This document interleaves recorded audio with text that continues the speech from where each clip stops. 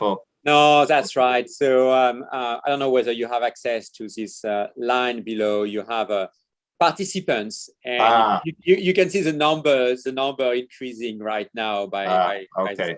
So okay, that's better. PD Magnus says hi to you, by the way, if you Oh, can great. see the chat. Yes. Hi, PD. Yes, good to have you here. All right, so let's get started since we have a busy schedule for today. The first thing I want to do is to welcome you to the Center for Philosophy of Science for this first online meeting of the semester. Most of our events are in person, but we're going to have a few online events. I should also mention that all our in-person events are streamed on YouTube, and they're also on Zoom. So if you want to join us for an event at the center, you can register to be on Zoom, or you can watch it on YouTube. So today, it's before introducing the event today, let me tell you about the events in the coming weeks. There is no lunchtime talk on Friday. On Tuesday next week, there is an in-person lunchtime talk that will also be on Zoom and on YouTube, given by Edin Moseni, who is a postdoc at the center. And the talk will be on harking from misdiagnosis to misprescription. So issues related to the replication crisis. And we hope that you will be interested. On Friday next week, October 8th, it's going to be the second online event of the semester organized by the center. And it's going to be a debate. It's a new type of activities organized by the center. And the debate will involve my colleague, David Wallace from HPS, as well as Charlotte Wendell from the University of Salzburg and LSE. And they will be debating about Gibbs versus Boltzmann.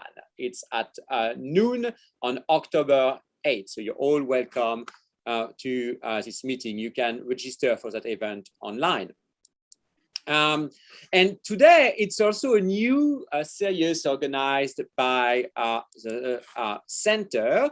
We call it the featured former fellow lunchtime talk, where we are inviting former fellows, either postdocs or non-postdocs, who have spent a semester or a year at the center to join us for a lunchtime talk. We thought after a year on Zoom, we saw that Zoom, despite some vices, also has virtues.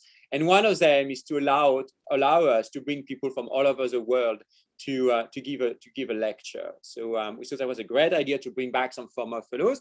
And Peter Vickers, Peter was the first to volunteer for this event, and we're delighted. He is our first former fellow to do a presentation. If you're interested in Peter, for each of these events, for each of these former fellow talks, there will be a short interview that you can read on the center's website. So Peter, there's a very short interview with a few questions about what he's done, what he remembers about the center, what are his most striking non-academic activity, which in Peter's case is raising kids and running, which is actually quite true. Raising kids is actually quite challenging.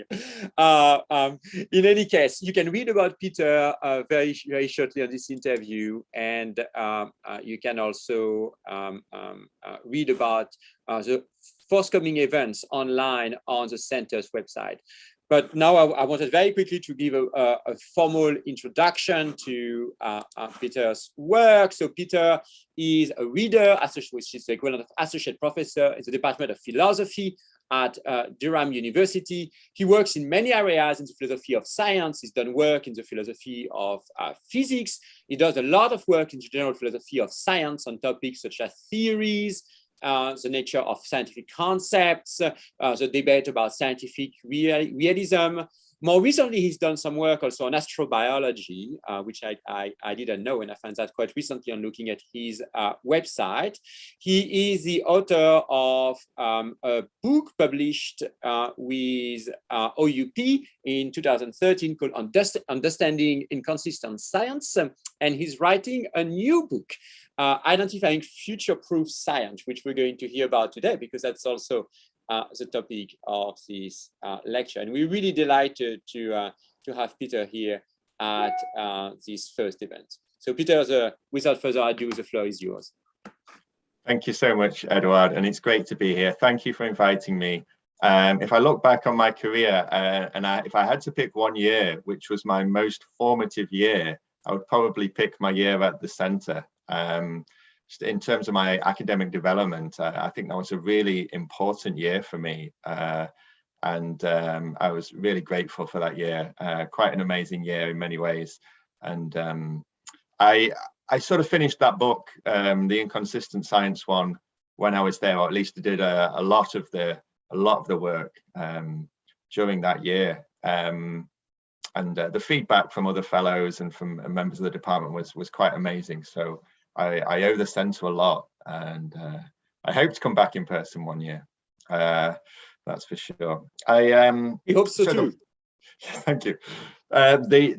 The book that Edward mentioned, Identifying Future-Proof Science, it's actually finished. So I've sent it to the publisher and it's in the copy editing process. So no problems you raised today can be edited into the book, unfortunately. So I hope there aren't any serious problems, but we'll see. I welcome all criticism, obviously. Let's get started. And I'm going to share my screen now.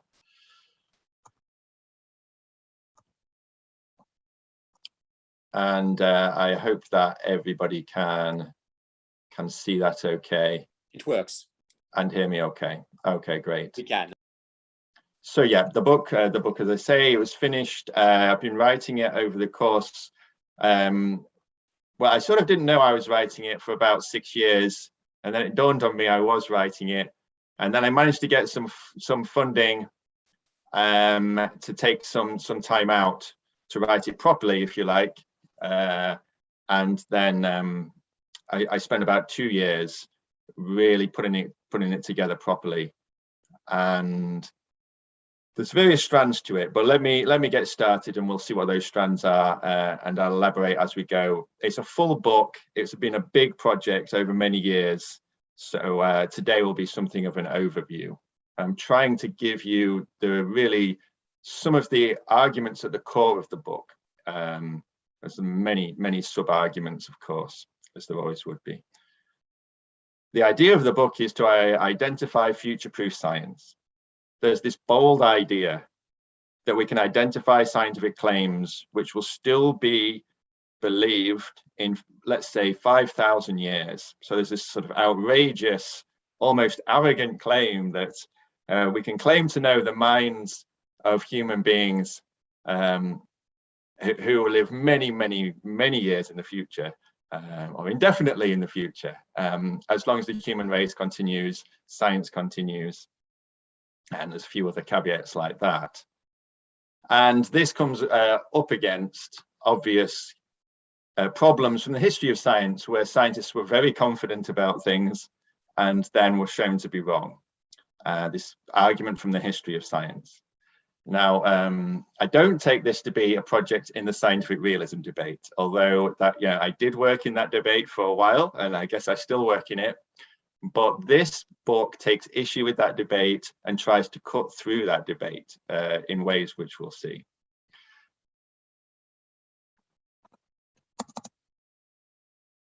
Hold on, there we go.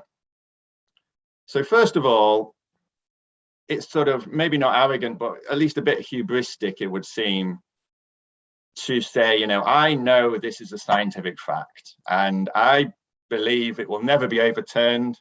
And there's this, humility is a virtue, and why not just say we can't be sure? Who knows what people will think in 1,000 years or 5,000 years? We just can't be sure, and that seems like the virtuous line to take, the modest line to take, and many people take this line and say that it's supported by the history of science. Here's Kyle Stanford when he came to Durham and gave a talk and wrote, and he's written in a paper from 2015, our own historical successors will someday view even the leading scientific theories of our own day in very much the same way that we regard those of our historical predecessors.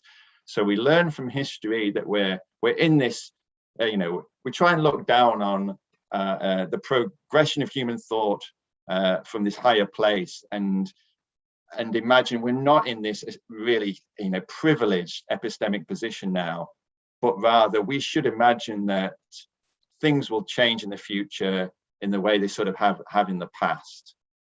And Kyle Stanford's not alone by any means here. I group with him, broadly speaking, Tom Kuhn, Murray Hesse, Brad Ray, Larry Loudon, Nicholas Rasmussen, and also Naomi Oreskes, for reasons we'll see shortly. But all of these figures have said something like this, that we should imagine that we haven't hit upon the truth now. Things probably will change drastically in the future. It might not be for 1,000 years, but they will change. Mary Hesse says, our own scientific theories are held to be as much subject to radical change as our past theories are seen to be. So if you look at the radical difference between history and now, we can debate how far back you have to go, but there's some point at which there's radical change from there to here, and we should imagine that there'll be radical change between here and some future time. Or Brad Ray in his 2018 book, Resisting Scientific Realism. There is reason to believe that many of our best theories are apt to be rendered obsolete in the future. This is one of the stronger ways in which Ray puts it, where he doesn't just think that many of our best theories will be significantly adjusted. No, by no means, they'll be rendered obsolete. Not everybody would put it that strongly, perhaps, but you do find these sorts of statements, and Hesse there refers to radical change. And we ought to also we ought to learn from the mistakes of confident scientists who have made confident claims concerning what they believed, which in hindsight were just plain wrong. So whether Lord Kelvin said this in about 1900, we're not sure exactly, but he must have said something similar. He's reported as saying, there's nothing new to be discovered in physics now. All that remains is more and more precise measurement. And this was, of course, just before some rather radical revolutions in physics. Maxwell on the ether. The ether is better confirmed than any other theoretical entity in natural philosophy. So that's a very strong support for belief in the ether. And then, of course, we know how things changed. And here's another strong statement from Michelson.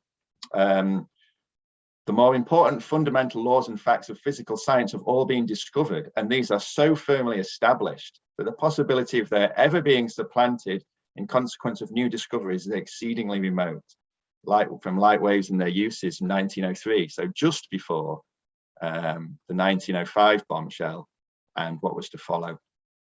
So this idea that, of a senior scientist who can see that some idea has been firmly established and is incredibly unlikely to ever be supplanted, and then it is supplanted. So however confident we are now in some particular claim, we might look back on these lessons from history and say, well, hold on, we should have great caution here. It's at least reasonable. It's not unreasonable to say, we can't be sure.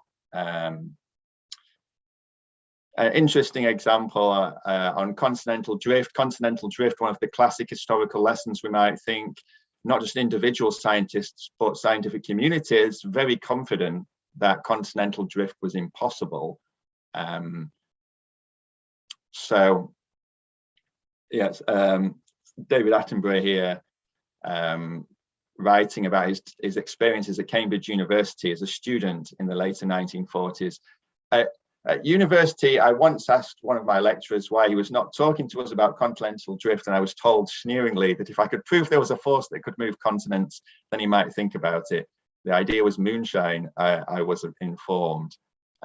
It's exactly this kind of overconfidence that the skeptics want us to avoid.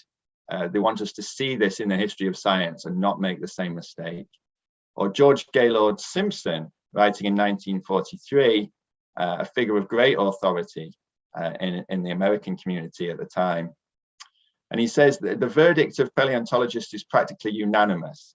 Almost all agree in opposing his, views, Van der Graaf's, which were essentially those of Alfred Wegener, continental drift.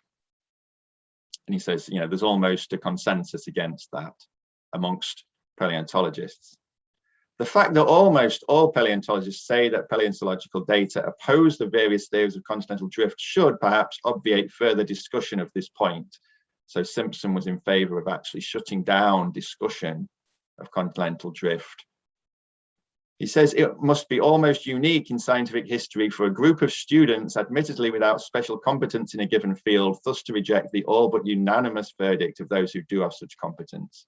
So by students, he means non-paleontologists, like professional scientists who don't know much about paleontology. They're students when it comes to paleontology. So they should be ignored, and just, you know, we should just move on and forget about continental drift. Again, you have this kind of almost hubristic overconfidence that in hindsight we could see was a mistake. Not only is it virtuous to say, you know, let's have some humility here, but you also can't really be wrong. You know, we want to avoid the mistakes that these figures made. But we also can't be wrong if you just say, look, I'm going to withhold judgment at this stage and wait for more and better evidence to come in. You know, what could possibly be wrong with that? Any given statement, you can say, you know, let's just not overstate our confidence. In other words, I shouldn't be forced to call this an indisputable future-proof fact, ever, it would seem. Now, so that's the opening gambit here, and the thought is that actually there seem to be many scientific facts out there which are rather indisputable. So if you talk, I mean, if you were to talk to astrophysicists about the future development of our own sun over the next several billion years, you know, there's absolutely solid consensus about the broad brush story of what's going to happen to that star over the next several billion years. And according to those skeptics, we should say, you know, we can't be sure. Let's have some humility and say we can't be sure. That seems to be in tension with the thought that, you know, all of the experts are sure. Of course, we've got to come back to the thought that, you know, we shouldn't trust consensuses, even amongst the experts. We'll come back to that. But I mean, think of some even more basic facts, things that we take ourselves to know, basic facts about the elements and how they relate to each other, or scientific facts about molecules, important molecules like caffeine and vitamin D. You know, it seems like we're being told by the skeptics, you know, let's not be overconfident that we know the molecular structure of caffeine or vitamin D or whatever. Or what about our apparent knowledge of bacteria and viruses, how they behave inside organisms, how they bring about certain diseases and so on? Should we hold back there too and say we can't be sure? Things might completely change in the next 100 years. You know, bacteria and viruses don't cause any illness. I'm not saying that's likely. I'm just saying we can't be sure. That seems to be what many of these skeptics' statements entail. Or our apparent knowledge of you know, human cells and chromosomes, DNA, the stuff you find in the textbooks, not put forward as a theory, but put forward as a solid fact that the student should simply learn. Should we also be cautious about, you know, the most basic things you find in a biology textbook or in a geology textbook about past extinction events, or the center of the earth, the idea that the inner core is solid metal, the outer core is liquid metal? Is it possible? Should we leave space for the thought that that could all change? You know, there is no inner and outer core, something that radical, or, you know, basic facts about the past and future of plate tectonics. In the book, I start in the first chapter with a list of 30 examples of things that I think actually most scholars in the debate don't doubt. One of the most obvious being the water cycle. And this is where hopefully we're cutting through the scientific realism debate. If I ask any of those skeptics that I brought up earlier on that earlier slide, should we call it the water cycle theory, a theory which could one day be overturned? I think most of those skeptics, if not all, would say that's not the kind of example I'm talking about. Of course I believe in the water cycle. It's not a theory anymore. It's just the water cycle. We know what it is. I think most of the 30 examples that I put forward here actually would be not controversial as things where we actually have genuine knowledge. And it would be almost strange for even a philosopher to say, we can't be sure about that. We can't be sure that the moon causes the tides or something. It would raise some eyebrows, at least, even within the philosophy community, never mind if that philosopher were to go and talk to the relevant scientific experts. And so these 30 examples here are supposed to be examples of future-proof science, scientific facts that perhaps in the details there will be adjustments, but we don't expect radical change. And we don't expect that there will be this sort of symmetry when we think about ourselves and past scientists and the radical changes there compared with ourselves and future scientists. With these examples, the book claims we don't expect there to be a symmetry there, but rather we expect that any changes to any of these examples will just be changes in the details. I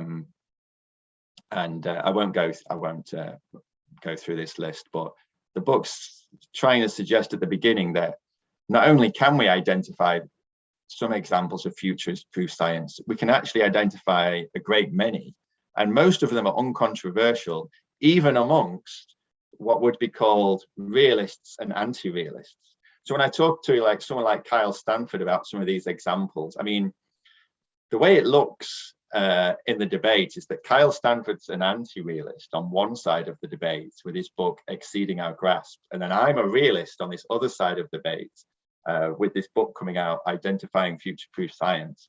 And we ought to completely disagree. And then if we go through these 30 examples, we don't really disagree about any of them. I mean, maybe some of them we might disagree a little bit about, but most of them I think we agree. And I mean, in many cases, somebody might say, well, these aren't about in principle unobservables. And the realism debate is only about in principle unobservables. I mean, we can observe, so we can't observe, but the center of the earth is observable. Because if you slice the earth open, you'd see the center of the earth. I mean, in one sense, that means the center of the earth is observable, in which case it's something that anti-realists are happy to believe. They will believe the outer core of the earth is liquid metal, for example. The idea of this book is forget about the unobservable observable distinction and just ask the question, how do I identify future-proof scientific facts? And the observable unobservable distinction doesn't play much of a role, if any. And it brings a lot of realists and anti-realists together, as I say. So here's one objection. Of course, we can point to lots of current best scientific theories and say, surely these ideas are here to stay. That's just what Lord Kelvin would have done, but pointing to different scientific ideas. So the fact that I can produce a list of 30 examples shouldn't impress anybody, because they're just the examples we have right now that the vast majority of people would not dispute. But if we learn from history, perhaps we should think, well, one day someone, those ideas will change. And in fact, although Naomi Oreskes in this book, Why Trust Science, Oreskes is a huge defender of science. And she has that book, Merchants of Doubt, and it's defending science against the critics, against the skeptics. And I mean, these are really important books. But Oreskes is very nervous about the idea of scientific facts, I would say. So here's an important quote from this book. Despite the claims of prominent scientists to the contrary, the contributions of science cannot be viewed as permanent. So there's no caveat here that this is just, specific examples of science. This is about the contributions of science. The empirical evidence gleaned from the history of science shows that scientific truths are perishable. In other words, look at the history. There were examples of scientific facts there. And then in hindsight, we look back and see that things changed. So, we should learn from that and imagine that the scientific truths of today will one day not be, they won't be the truths of tomorrow. She goes on, Weinberg is a brilliant man, but this comment reflects either a shocking ignorance of the history of science or a shocking disregard of evidence compiled from another field. So Weinberg here has said something very confident about some particular scientific fact. And Oreskes has said, well, it's just ignoring the history of science there. You shouldn't be that confident. It's that sort of argument from the history of science again. But there seems to be something missing here, because I don't think Oreskes does doubt anthropogenic climate change. I mean, this is something she's fiercely defended against the skeptics. And I don't think Oreskes thinks for a moment that in 100 years, we'll look back and say, oh, people used to believe in anthropogenic climate change. But that was just the truth of the time. Now we've got different truths. I don't think she doubts that smoking causes cancer, as if in 100 years we could look back and say, oh, people used to think smoking causes cancer. I don't think she doubts the water cycle, the sun is a star. So the question becomes precisely which scientific truths are perishable. If we just say scientific truths are perishable, that seems far too grand, far too sweeping.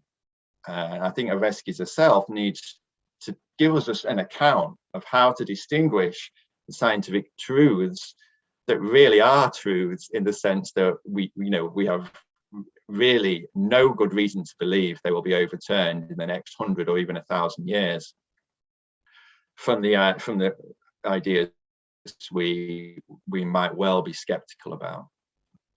One option is for her to apply her ideas merely to fundamental physics. If we think of some of the examples, like the example from Lord Kelvin or Michelson, those examples from the beginning of this talk, you could argue that they're examples in fundamental physics, and that's where the really big revolutions do happen, or at least most of the big revolutions in the history of science.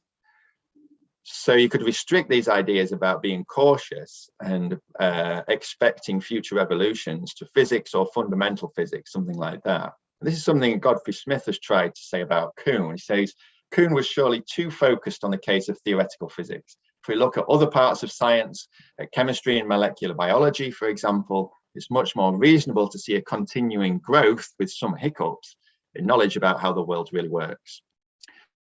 We see a steady growth in knowledge about the structures of sugars, fats, proteins, and other important molecules, for example.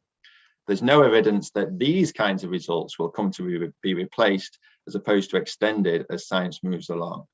So what Godfrey Smith sees in the structure of scientific revolutions, and I would agree, is no argument that these kinds of facts about the molecular structure of sugars, for example, will one day be overturned, that there'll be a crisis and then a new paradigm and so on. But rather that Kuhn really ought to have restricted his claims about scientific revolutions to theoretical physics or fundamental physics or physics writ large or something like that. And perhaps some of these other skeptics would do better to do the same. So the idea of the book is not just to give a bunch of examples, but to try and say how to identify scientific ideas which are future-proof. And one option is to put fundamental physics to one side as a special case, because you could say that it's the area of scientific endeavor where the most revolutions have come from, or you could say that it's an area of the scientific revolution where our concepts that we have in virtue of being human beings are particularly inappropriate or inapplicable. Or it's even possible in fundamental physics that we just do not have the concepts to understand what's happening. There are lots of reasons why you might say fundamental physics is a special case where, you know, there's hardly any, if any, claims that we would want to say are future-proof scientific facts. So for now, let's put that to one side. I mean, there's a lot of science that is not fundamental physics. And I claim that it's never been the case that the relevant scientific community reached 95% consensus regarding some claim X as a result of scientific labor in a community that was international and diverse, and then later on X came to be rejected. So what the book's trying to do is come up with a set of conditions which actually there is no counterexample in the history of science. You know, a sort of a bar that's high enough, without being ridiculously high, a bar that is high enough that there just is no counterexample, and we don't expect any counterexamples either. So yeah, the idea is you can identify certain claims that have such a strong backing from the relevant community of experts, and that community, you know, has certain virtues to it. It's not like a community of three men or something, you know. It's international. It has a certain diversity to it. I'll come back to that. And it's a large community, and you know, they've reached this claim after some battling. You know, it's not just something they all happen to agree on without really thinking it through, but it's a result of scientific labor. I don't think there's ever been such a claim that's then been overturned, but perhaps you can think of an example. We can talk about why it's 95% consensus if you like. Some have claimed that that's sort of a bit arbitrary. It is in a way, but if you make it 100%, there won't be any examples, or even 99%. And if you make it 91% or something, 90%, then you're inviting counterexamples. So why not say 95%? The idea is that meeting these conditions is sufficient for a claim to be future-proof. Not saying that they're necessary for a claim to be future-proof, but that if a claim meets these conditions, then it's a future-proof scientific fact. So there's lots of possible objections that you may have thought of already, and I try and go through as many as I can in the book. It's been suggested to me that once groupthink sets in, it's no wonder such claims aren't later rejected. Once you reach this high bar of 95% community confidence that something's a fact, then, you know, it's just taught in the textbooks and nobody's thinking critically about it anymore. Or if anyone does think critically about it, they're rapidly dismissed by the community. They're not invited to conferences. They're not granted tenure, etc. Now, there is a dynamic of this sort in science. That's absolutely for sure. There are plenty of examples in the history of science. For example, in the continental drift controversy, where drifters didn't have their papers accepted to conferences, or somebody who was a known drifter wasn't granted tenure. There seem to be cases like that. So I'm not saying this isn't a dynamic at all. It certainly is. But it would have to be an incredibly powerful dynamic to overcome the claims that I'm making in this book, I think. And I don't think it's that powerful. Caroline Herzenberg, the physicist, has written this in 2008. Annoying as it may be for us to recognize our all too human limitations, it appears that scientists can be just about as gullible as other people and accepting ideas simply because everybody knows that they are true. and rejecting ideas at variance with orthodox establishment thinking. Again, I don't doubt that that can happen. But I think since many consensuses formed and reached this 95% threshold regarding many claims, many X's, there's been an enormous opportunity for the claim to be overturned, and yet the claim hasn't been overturned. I don't think these claims just, become insulated from critical appraisal by the communities. I actually think since these consensuses formed, so think about those 30 examples on my list. They've been facts for decades, most of them at least. And since they became facts, undisputed facts in the relevant community, there's been enormous opportunity for them to be overturned, I believe. One reason for this is that things that were once theoretical become observable. And when we observe these things, we see that what was thought is actually the case. So this is an example. This is an electron microscope image of a white blood cell here on the right, engulfing anthrax bacteria, the orange on the left. So this is something that we were able to image only quite recently, and but was something that was theoretically, supported to the extent that this kind of behavior was a known fact prior to that. But when it was imaged, it's not like everybody said, that proves it. That proves, because it was already a fact. So for the community, it wasn't a significant epistemic event. But it did. It was an opportunity for that fact to be overturned. If it was going to be overturned, it was a big opportunity for that when we developed these new microscopy techniques. And yet it just confirmed what we already knew. This sort of reasoning is actually something I found in Macmullen. So Ernest Macmullen, 1984, wrote here, as so often in science, theoretical entities previously unobserved, or in some cases even thought to be unobservable, are in fact observed, and the expectations of theory are borne out, to no one's surprise. So this sort of move in science from, something, we have a theory about X, our evidence accumulates to the point where the community don't think of it as a theory anymore, they think of it as a fact, and then later on, we find ways to actually observe X, perhaps unexpectedly. We never thought it would be possible. And those observations are not seen to be massive epistemic events, because they just show what everybody already knew to be a fact. So, this idea that there can just be this groupthink, which is so powerful as to, render some claim completely immune from criticism. I don't think there's good reason to believe that. I also think scientists are often critical thinkers.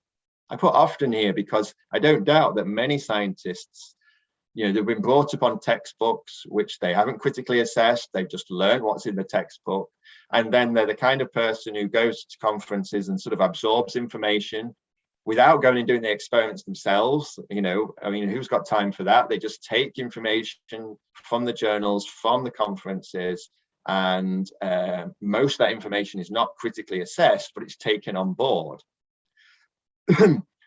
But on the other hand, scientists are often critical thinkers, and I don't think it's feasible to just think of a scientific community as just susceptible to this massive groupthink where everybody believes something just because they've been told to believe it, and because they've sort of skimmed the abstract of a journal article which claims to have proven it or something. This is sort of a definition of scientists. Scientists are skeptics. They're disbelievers at heart. It's in the nature of scientists to be skeptical. They insist that a claim be supported by the evidence, and so on. They're a conservative and cautious bunch, especially when they have to come up with a consensus document. It seems to me just not feasible that we can say, take some claim that everyone thinks is a scientific fact right now and say, well, there's a strong scientific consensus about that, but 99.9% of that community haven't thought critically about that claim. They've just accepted it because everybody knows that it's true. So I think there are these mechanisms for overturning facts that are there if there's a fact that deserves to be overturned. There are plenty of objections and replies. I'll just check the time. Okay, I think this is working out okay. Here's a few objections and replies I consider in the book.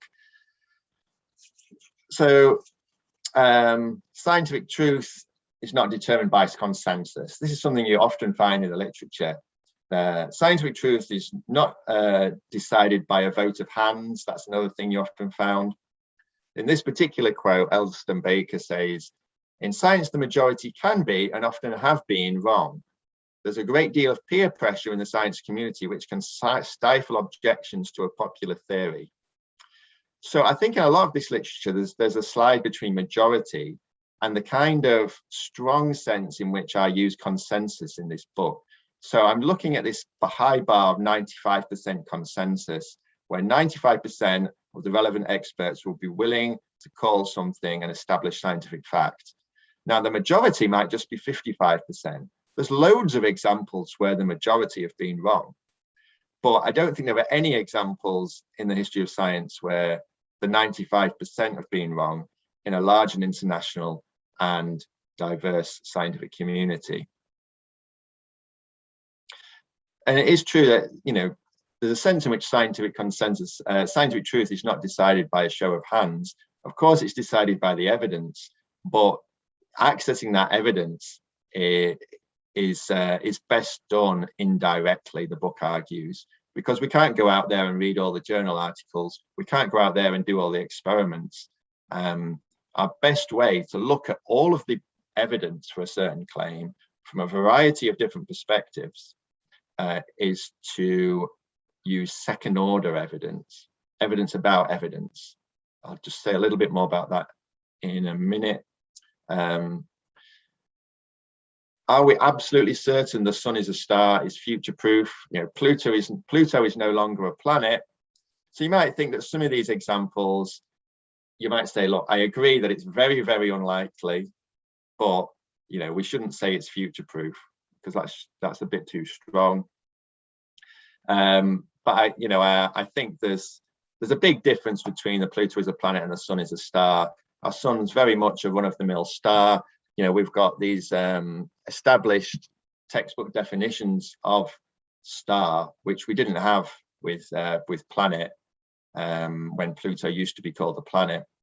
And I just think there's big differences between these two cases, and that the sun is a star is future-proof, even if at some point in the future we decide that we want to make adjustments to this category star because there's a sense in which some of the objects we commonly call stars, we might want to say, are significantly different kinds of objects. Of course, we make those adjustments to our kinds in science, but I think the sun will always be a star. When is the community sufficiently diverse for future-proof science? This is a tricky one. I think we can use my 30 examples to gauge what counts as sufficient diversity. So the high bar was reached, 95% consensus of the relevant experts for all of those examples a long time ago. And the further back you go in science, the less diverse the communities were, I think. I think scientific communities have, by and large, become more diverse over the decades. And none of those examples have been overturned. And I think they're all examples of future-proof scientific facts. And most people would accept that because they're very innocent examples, like the water cycle and the other examples that we've seen. So if you wanted to actually put a measure on how diverse a community has to be in order for us to have confidence that there isn't some sort of problem with bias of perspective, I think that measure of diversity has been reached in most or all scientific communities today. And of course, that measure of diversity is far below the measure of diversity that we would ideally see in our scientific communities. The only question here is what's required for future-proof science when all of the other conditions have been met. So you've got a very large community, an international community, and there's 95% consensus and so on. So there's more to say about diversity, but I'll leave it at that for now. Let me say something before closing about scientific education in our schools. So the book puts a lot of emphasis on second order evidence. So the claim in the book is that we do best to identify scientific facts via second order evidence, not first order evidence. If we focus on first order scientific evidence, it's far too easy to get a feeling of understanding whilst one actually has a very impoverished and biased view of the evidence. So, if you try to look at the evidence for anthropogenic climate change by going to the first order scientific evidence, it really is overwhelming. There are literally millions of articles and books, pieces of literature out there which you could look at. Now, if you try and look at as many as you can, you're going to have a very impoverished and biased view of the evidence compared with the full body of evidence. And even if you looked at the full body of evidence, then you'd just be getting one perspective on that, namely your own perspective. If you look at the scientific community and the strength of feeling in that community, and it's a large international diverse scientific community, then you're indirectly looking at all of the evidence from a large number of perspectives. And that's ideally what we would do in any case to decide whether something's true. We would look at all of the evidence for that claim from a very large number of perspectives. And we can get something like that if we go to second order evidence. But we need skills to competently assess that second order evidence. I mean, how do you assess when there's a 95% consensus amongst experts in the relevant community? It's hard to even identify the community sometimes. Who counts as part of the relevant community for a given scientific claim? It's not easy. And those kind of skills are not taught at school at all, to my knowledge. We don't teach anyone how to try and judge, how strong is the consensus for climate change, or how strong is the consensus for anthropogenic climate change, and how does that compare with the consensus that smoking causes cancer or alcohol causes cancer or whatever. People actually want to these things matter to people, and I don't think anyone's really taught the skills at school, or any of even the basic skills to actually assess that and that second order evidence. So I think there's something lacking in our school education there. So I'll leave you with this comic that somebody sent me when they heard about the idea of future-proof science, and I'll leave it there for your questions. Thanks.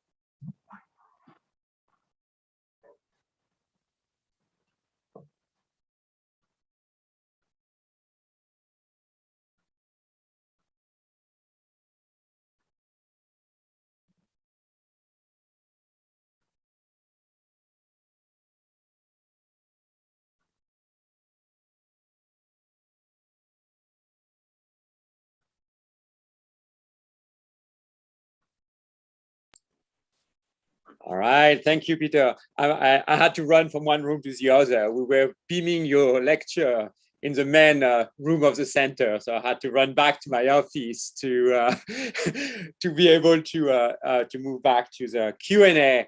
Thank you for this great talk. I'm sure we're going to have plenty of questions. I have some myself. Let me remind you how we're going to be proceeding.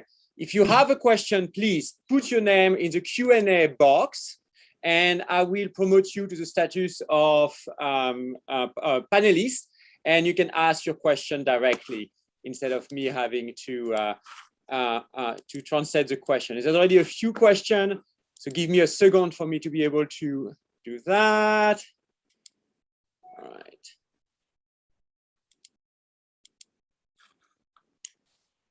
Darrell, you're the first one. Please unmute yourself.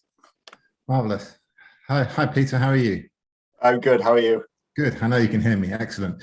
Yeah. So you'll be unsurprised to hear that I don't agree.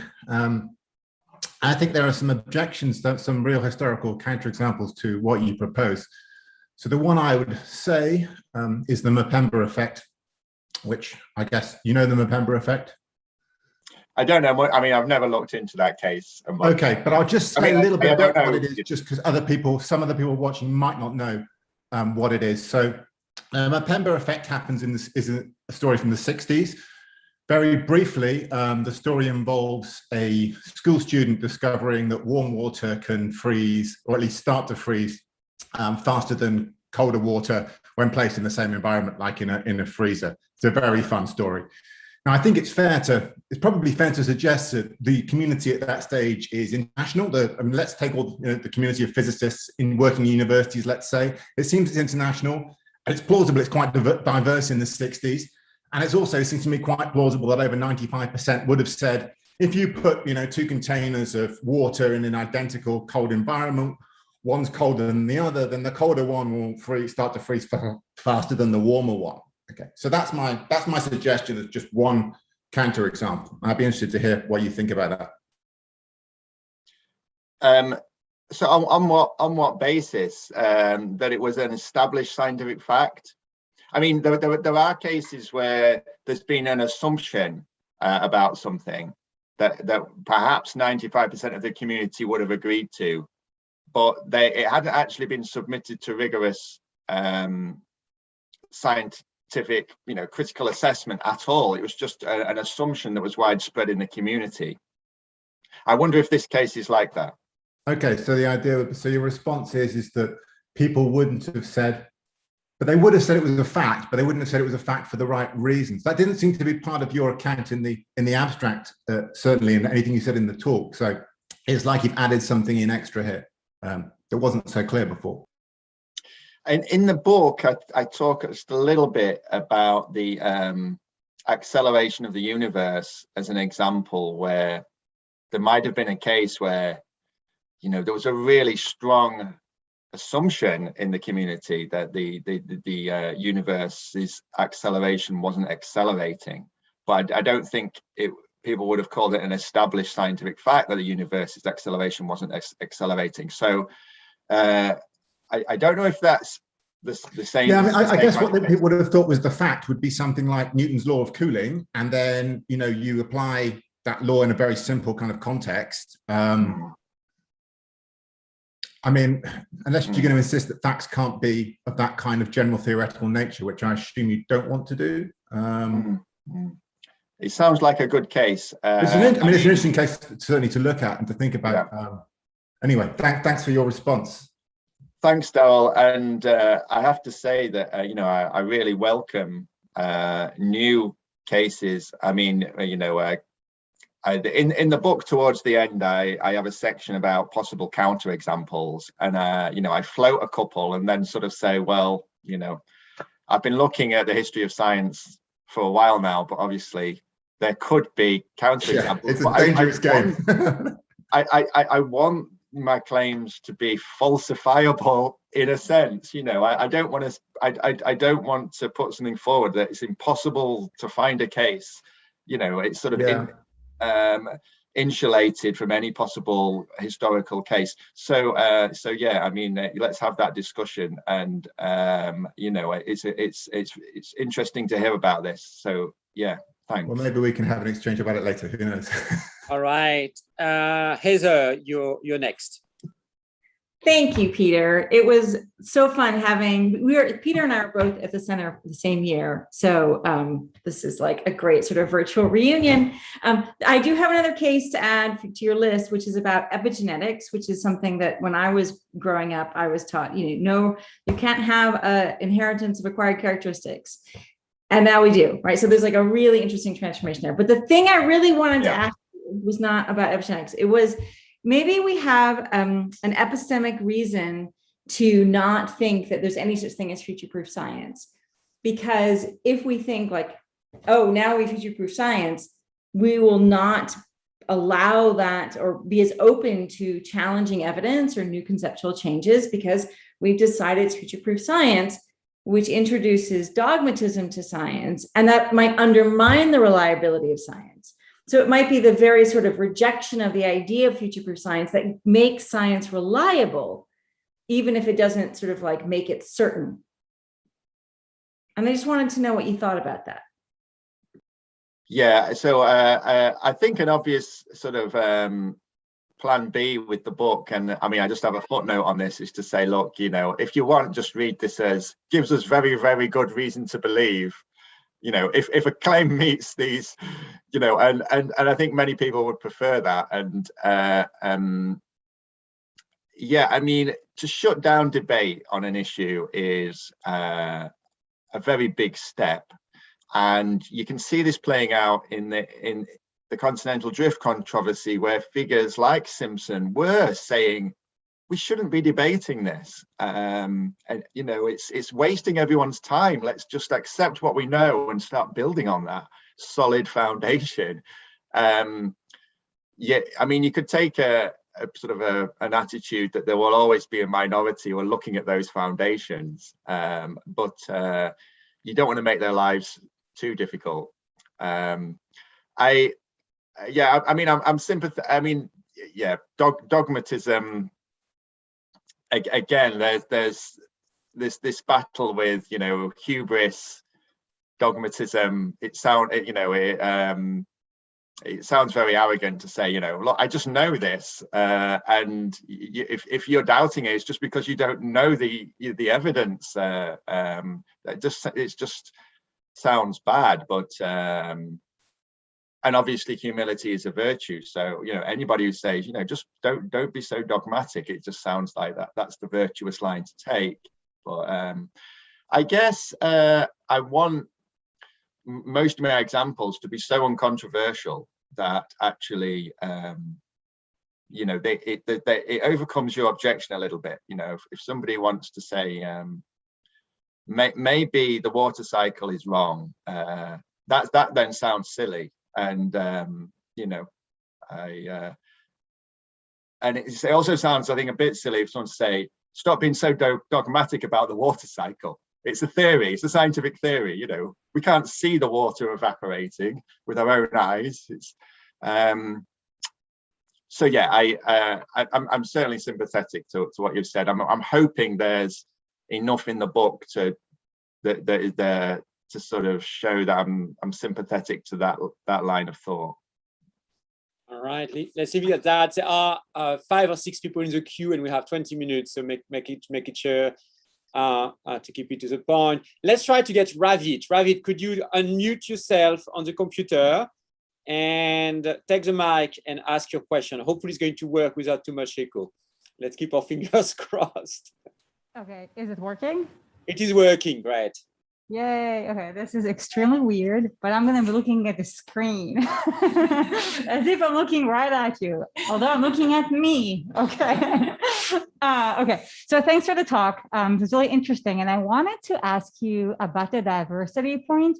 It kind of immediately caught my attention. So for your criterion, it is important that it's not just a consensus, but also that it's, a diverse consensus. And when you were talking about it, at the end of the talk, of course, you acknowledge that we have a long way to go in science before having real diversity. But you said that maybe the diversity that we have now is actually sufficient for the kind of consensus that you're looking in. But I wanted to hear more about that, because when you said it, I was kind of skeptic for two reasons.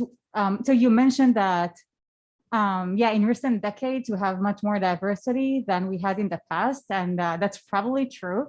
But then I wonder, do we have enough time with this increased diversity to really have been able to utilize it to question things that need to be questioned? So like, it may not have been long enough with this diversity to like really have taken advantage of it. And second, I am kind of thinking that the diversity that we have today, even if we have been able to take advantage of what we have, it may just not be enough. And I'm thinking not only like gender or like, you know, various countries, because you mentioned international consensus, but, you know, you have like indigenous communities maybe that have like totally different, you know, perspectives. And even when you do have participation that is international, still obviously, you know, certain players are going to be more powerful. So I guess it made me kind of wonder, yeah, why think that the consensus we have now is diverse enough to be able to, you know, it kind of sounds like a strong claim for me to say that, you know, we like currently have enough diverse consensus to look at, you know, things that haven't been disproven as like future proof. Yeah. Yeah, thanks for this. I mean, this is a really tricky point, because my book is suggesting that when we look at diversity, even if we're way off where we want to be in terms of actually increasing the diversity, you know, just look at gender alone.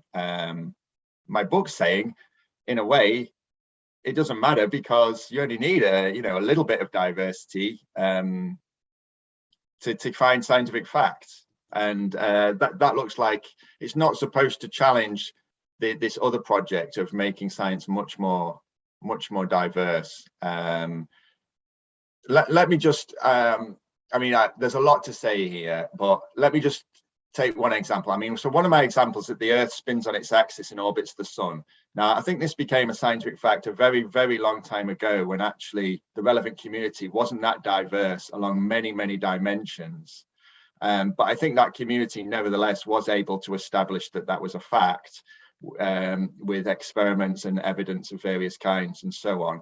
And it's that kind of example which makes me think that actually to find scientific facts, sometimes it's possible without anything like the kind of optimal diversity that we're all striving for along many dimensions, and still don't have, or nowhere near achieving. But yet, you know, I think there was a point when, despite the lack of diversity in the relevant community, in that case, that the Earth spins on its axis and orbits the sun, there was a point when it would have been unreasonable to say, maybe this community is just biased in its perspectives because it's not a very diverse community. That's kind of the worry, that the community is biased in its perspective because there were all these other perspectives that don't even get to be in that community, you know. But in that case, it seemed the community was still able to establish that that was a fact. So that's the kind of case I'm thinking about. But yeah, I can see that this is a potentially controversial point. Right, thank you. PD, the screen is yours. Thanks. Hi, I was there the same year as Peter and Heather, so this is enhancing the reunion effect. So I'm a little perplexed about what the belief in future proofness amounts to, because if I think about it in terms of credence rather than categorical belief, this is, let me just ask it as a pointed question. Is the belief in the future proofness of P a claim about the certainty of P, or a belief about my belief about P? Because if it's the latter, it seems like I always ought to be less confident that P is future proof than I am that P, period, like full stop, P. So could you say a bit more about what it means to believe that P is future proof? mean, I don't discuss this in the book, so you know, it's a bit off the top of my head here, but the idea with those 30 examples at the beginning of the book is not to show that they meet the criteria, but just to say to the reader, these are the kind of examples I'm talking about. So the idea is that they, you know, take a scientific claim, take a modern day scientific claim, and if it meets the criteria, it's a fact in the same sense that these other examples are. So, you know, however you feel about, you know, those, then that the claim is that this is a fact in the same sort of sense. Now, is it a belief about my belief about P? I mean, no, I don't think so. I mean, maybe that's in there, but the idea is that this is something we know about how the universe works. So it's not actually a claim about my belief as such. I mean, does that help? I guess so. It sounds like that the belief in, so it's not the claim that it's future proofness. You've really made it a claim about, is it a fact that? Mm-hmm. And but I mean, I talk about Nicholas Rasmussen in one of the chapters, and he has this claim that facts come and go. And I don't want it to be a soft fact in that claim. So that's kind of why I prefer this future-proof term, because amongst some communities, you know, a fact is something that, you know, scientific facts can come and go. Something that's a fact one day might not be a fact the next day. Yeah. thanks. That's helpful. Thanks, Mark. Yeah, well, it's nice to see G.E. Moore reincarnated as a philosopher of science. I want to go fast. Oh, you can't hear me? I can hear you, yeah. Okay. Those claims about Calvin are actually quite unfair to him if you actually read the original article. And he was quite nuanced in how he assessed reliability, I think. So that's just a word about him. But you alluded to the fact that those stereotypes are misleading, I think. But the question, I consider myself a scientific realist, but I worry to the extent to which my comrades lean too much on a philosophy of language assumptions that I think are problematic. And that would extend to the idea of knowing what the proposition or the fact involved actually contains. So Worrall, in his thing, cites one of the interference formulas or diffraction formulas. And that's structurally permanent. But if you look at that very claim, and you still see it in the optics books, right? But what the sort of identity conditions for the same claim, even structurally, strike me as problematic, because there's been a revolution in how one understands those formulas, that they have to be understood stochastically. That means the meaning of the differential operators and integrals completely change. So at one level of syntax, they look the same. You go down, you just plug in the definitions, you get a quite different looking formula. And then when you look at assessments of truth and falsity in the kind of manner you were using, you will find it in a more advanced optic books, kind of charming, you know, on page 350, something to the effect, I tried not to lie to you before, but now we have to change how we understand all that stuff. So that I don't have any, anyway, so my question is, well, what about these sort of, what's the basis for adjudicating sameness of fact or sameness of proposition that you're using here? In some of these cases, at least that I think about, it's tricky. Yeah, that's a great question. Thanks. So I certainly want to avoid the thought that you know, atoms exist is future proof. However we change what, you know, our view of what atoms are, you know, it's at the level of the proposition rather than the statement, and we need to say something about how much our concept might change, and we still sort of want to get away with saying, you know, this is a minor adjustment or something. I think in practice it's a matter of degree, but it's hard or impossible to quantify the distance that we've moved.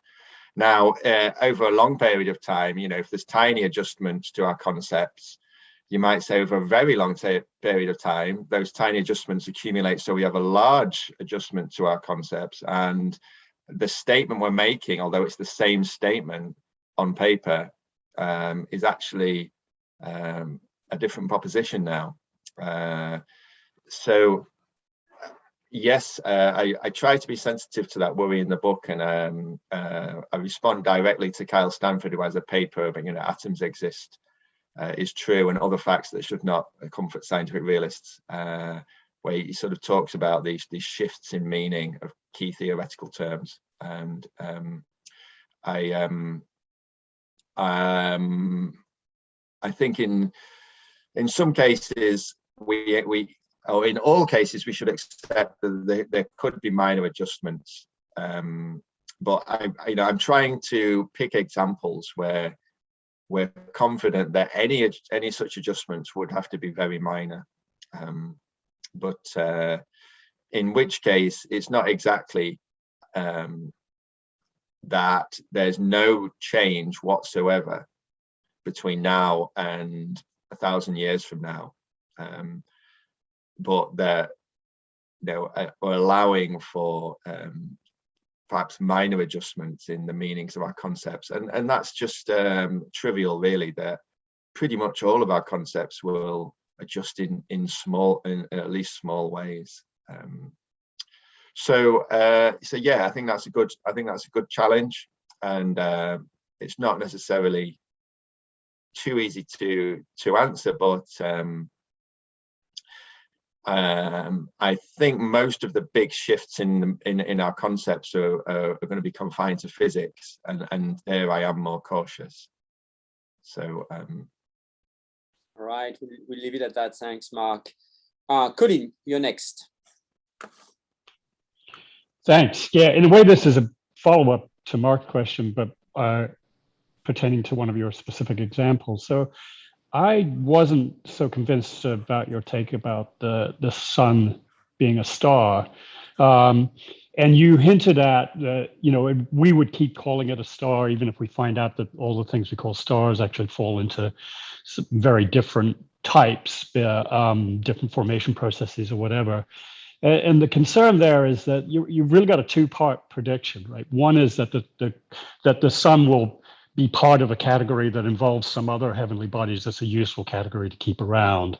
And then that we will continue to use the label star for that category, rather than, say, using it as an umbrella term for this diversity of things, which then turns out not to really be a particularly interesting scientific concept, in much the same way that antelope isn't, tree isn't. You know, there are lots of examples from biology here where we just found out that these categories were not, for want of a better word, natural kinds. So I'm less convinced by that example. Maybe you'll say, oh, well, it's one example, I got plenty of others, but I'm just, you know, I think there might be a more general problem here.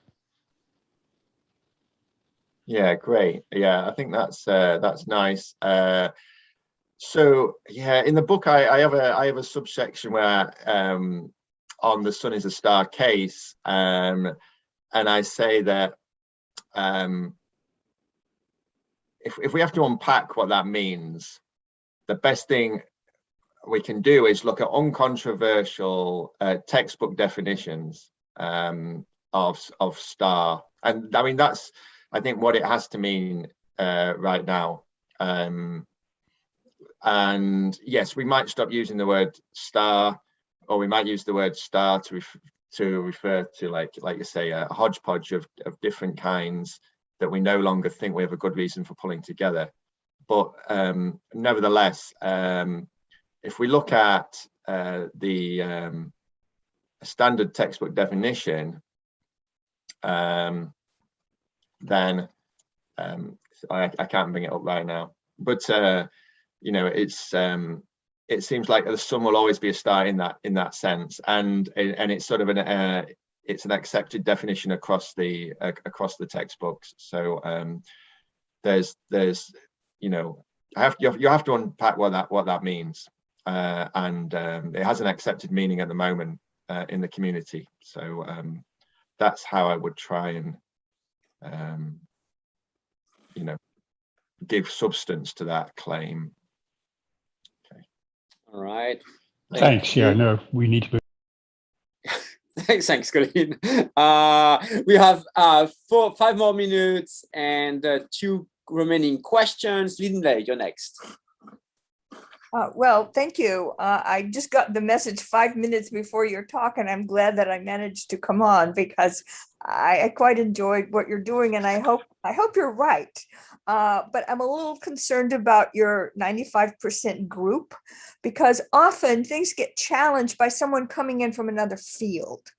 And new evidence turns up, you know, about seafloor spreading or about what's going on in biochemical reactions and so on. And so I just wonder, you're not talking about kinds of evidence, primary evidence. And so that one strikes me as something you're going to have difficulty anticipating or taking account of, because often people don't even expect that the thing that they're doing will actually have a major impact in some other area, and they find something important.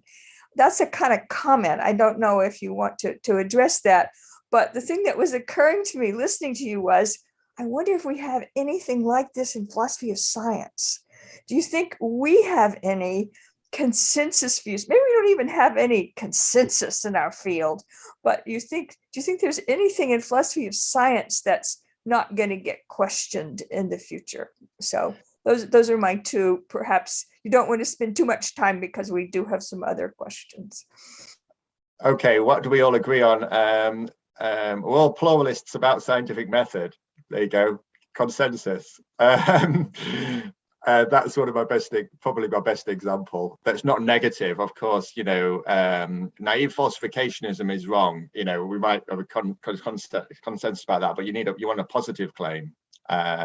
I talk about this a little bit in the book because it's kind of interesting. And if I believe that consensus is the way to go to find facts, then I want to look for them in philosophy if they exist. And I have a little discussion about this in the final chapter of the book, but it's almost more for fun. You know, I hope we agree on more than it looks like we agree. And I think that's probably true, actually. And this book is partly to sort of say to, you know, someone like Kyle Stanford, who seems to be on the polar opposite side of this debate to me, to say, you know, we both agree that the outer core of the Earth is liquid metal, don't we? And I think he does agree with that. So then, you know, we both agree that there are things that are established scientific facts, and then we can start to perhaps build a foundation of things we agree on. So the book's supposed to sort of cut through those apparent disagreements in the literature. So hopefully it's a step in that direction. But yeah, it's a great question about finding the community and the outsider who has a really important contribution. There's a chapter called "Do We Know How the Dinosaurs Died?" And that's about the Alvarez hypothesis, and that is a debate that's very multidisciplinary. And there have been contributions from all sides, and I try and ask in that case, how do you identify the community, and how do you measure the strength of the consensus? And it's certainly challenging, and you know, the skills we need in order to do that, you know, I think are skills that we're not taught at schools, and that case is a case where I try to answer those questions, but it would take me too long to give you the full story now, I think. All right. Thank you very much for joining us, Lindley. It's great to see you. And Andrea, you'll be the last speaker today. Please go ahead. Unmute yourself, please. Thank you very much. First of all, it's not an eye-opener, but it's a I mean, it's like I've sandwiched a lot of medical degree plus other specialisms, and I've not dropped out of my side philosophy in science or history. I used to like reading about history of medicine, for example. But this is the first time it was like a breath of fresh air to join this talk, because I've left certain things behind. And to give you an example was, I studied genetics in medicine 30 years ago. And then I had to update my knowledge a couple of years ago through my continuous professional development, because you need to do these things every now and then, even if my specialist training is now public health and it's a completely different area. And I was astonished how much progress has been done. But obviously, I was trying now to put it in your words with the, first evidence and second come, when you read about how things have developed. And for example, to see the white blood cell with the anthrax being, making to vanish, things that, yes, the 80s have brought electronic microscopy, and we learned those things and we took it in as solid fact. Hence, my question that I asked there what would you think? I mean, because I don't know, I don't have an answer, and that's why I asked it. This paradigm shift that comes through now in terms of personalized medicine, what would that look in the next, 50 years or 80 years? I'm not going to be around, basically, but I'm just trying to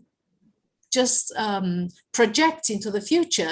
What do we expect of that in medicine, given that this is my field?